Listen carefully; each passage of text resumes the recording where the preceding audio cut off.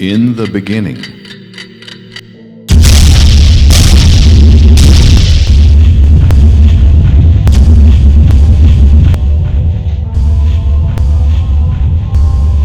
We're all guilty of forgetting our roots, of forgetting where we came from. Going to work before we had unions, 100 years ago, for example, wasn't anything like what it is like today.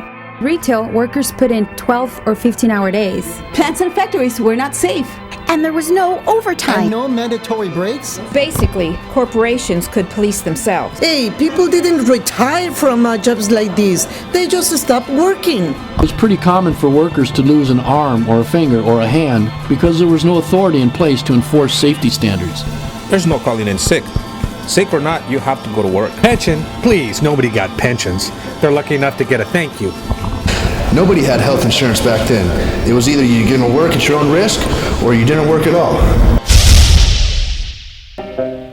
From all of you good workers, good news to you I'll tell of how the good old Union 1888, has come in here to dwell. 1897, Meat Cutters Union first chartered. 1901, Textile workers first chartered. 1948, Healthcare workers targeted for organizing. 1976, First woman elected vice president of Meat Cutters Union. 1978, Professional division expands to include healthcare workers. The Industrial Revolution was a major step forward for organized labor. It was there that the country saw vast amounts of wealth begin to pile up with small groups of businessmen. After the Industrial Revolution, the classes grew apart even more. There were more rich and more poor, and the disparity grew, and so there was a great need for the labor movement to bridge that gap. And it introduced us to misery and experiences that we'd not known before in this country. These guys, they relied on workforces in the hundreds to make products that made them richer than kings, and yet they shared almost none of it with the workers on the factory floor. Finally, people here and in Europe began to say enough is enough, and they started to form unions.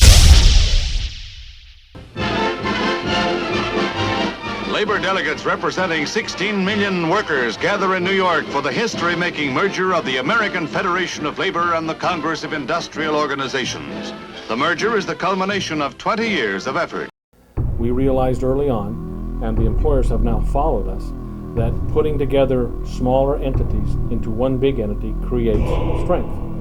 People talk about mergers as though they were invented by corporations to streamline efficiency. The fact is that organized labor deserves the credit for making mergers popular when smaller unions began joining forces with larger ones. 1979, Meat cutters and retail clerks merge, forming the United Food and Commercial Workers. 1981, In 1937, in an area near Detroit, Michigan, women took over through a sit-down strike a major retail corporation, Woolworth's Five and Dime.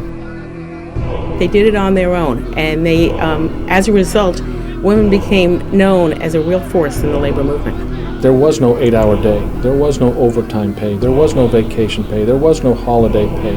There were none of the things that you enjoy in a collective bargaining agreement until labor unions came along. And that was the labor movement. That's why we have benefits at the workplace. That's why we have equality at the workplace. That's why we have certain rights that we never had before.